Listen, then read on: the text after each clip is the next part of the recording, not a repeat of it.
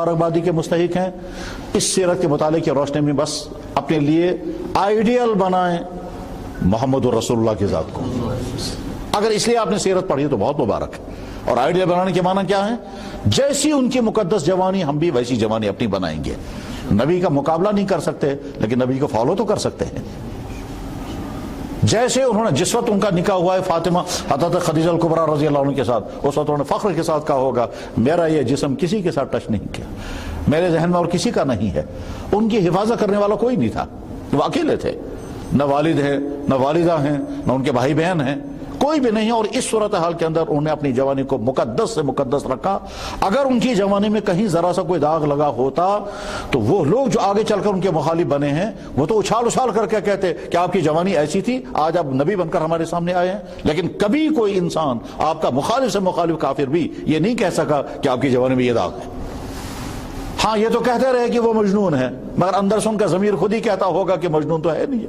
वो ये कहते रहे कि रास्ते से हटा हुआ है, मगर अंदर से उनका ज़मीर खुद ही कहता होगा कि रास्ते से। लेकिन जो इल्ज़ाम वो लगा सकते थे वो नहीं लगा पाए। क्यों? सात मुक़द्दस की जवानी पाकीज़ा तरीन जवानी थी। आज के जवान को अपनी जवानी बचाना आसान नहीं, बहुत मुश्किल है। और इसीलिए अल्लाह ताला शान ने हज़रत यूसुफ अलैहिस्सलाम का एक अजीब वाक़या बयान फरमाया, जिसको आदमी सोचता है कि अल्लाह ने ये क्यों वाक़या बयान फरमाया। जवाब आता है कि आज के जवानों इंसानों को समझाने के लिए कि जिस वक्त आपका वहीं से ऑफर आ रहा हो गुनाह के लिए, वहीं से ऑफर आ रहा हो गुनाह के लिए, गुनाह का पीछा चल रहा हो आपका, उस वक्त आप अपने आप को बचा के दिखाएं। यूसुफ अलैहिस्सलाम में यही हुआ था कि यूसुफ अलैहिस्सलाम को ऑफर आ रहा है उस मुल्क की फर्स्ट लेडी, बादशाह की बीवी यानी क्वीन की तरफ से, और खतरा कोई नहीं।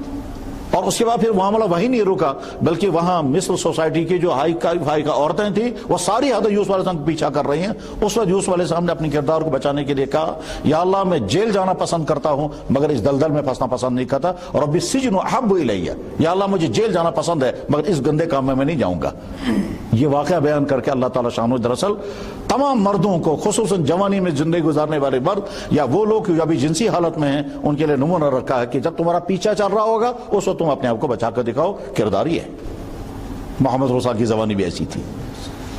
तो लिहाजा आपने सीरत पढ़ी है, सीरत पढ़ते हुए पहला चैप्टर तमाम वो नौजवान जो जवानी की जिंदगी गुजार रहे हैं अपनी जवानी के लिए नमूना मोहम्मद रसूलुल्लाह की ज़ात अक़दस को बनाएं।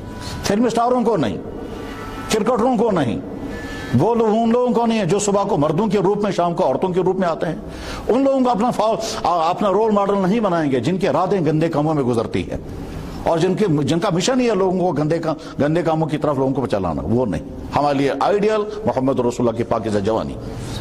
फिर जब अगली जिंदगी स्टार्ट करेंगे आप, यानी फैमिली लाइफ, मियाँ बीवी की जिंदगी, उसमें मोहम्मद रसूलुल्लाह अपनी अज़वाज मुतहहरात के साथ क्या रवैया बरता है, क्या सलूक किया, वो हमारे लिए नमूना है। अगली जिंदगी में मुश्किलात का वक्त आएगा तो उस वक्त नमूना हमारे लिए मोहम्मद रसूलुल्लाह है कि उनकी जिंदगी में मुश्किलात कब आई और आपने क्या किया।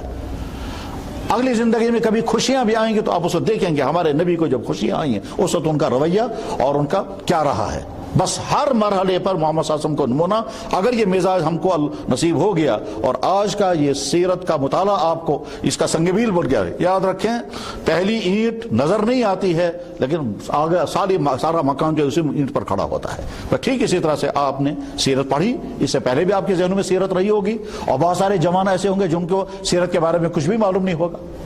दोनों तरह के किरदार हैं। मुझे याद है इसी शहर में हमारे चंद दोस्त इसी तरह के एक वो क्विज कर रहे थे। उस क्विज में उन्होंने कुछ सवाल लिखे थे, उनमें एक सवाल ये था, मुसलमानों के नबी का क्या नाम है। नीचे लिखे थे 3, मोहम्मद, अहमद, महमूद, और चौथा कॉलम था मुझे याद नहीं। मुसलमानों के नबी का क्या नाम है, नीचे 4 कॉलम लिखे हैं, मोहम्मद, अहमद, महमूद, और चौथा कॉलम खाली मुझे याद नहीं। ठीक, सैयद ज़ादे ने इसका जवाब लिखा, चौथे को टिक किया कि मुझे याद नहीं। और सिख कम्युनिटी के एक लड़के ने लिखा मुसलमानों के नबी का नाम मोहम्मद है, मुझे उनसे प्यार है। ये सारा जुमला ये भी लिखा था। पढ़ने वाला पढ़ता है तो कहां पहुंचता है آپ حضرات نے سیرت پڑھی، پہلے بھی یاد ہوگی، اب بھی پڑھی ہے، اس کو آپ سنگی بنیاد بنائیں آگے مسلسل سیرت پڑھنے کا۔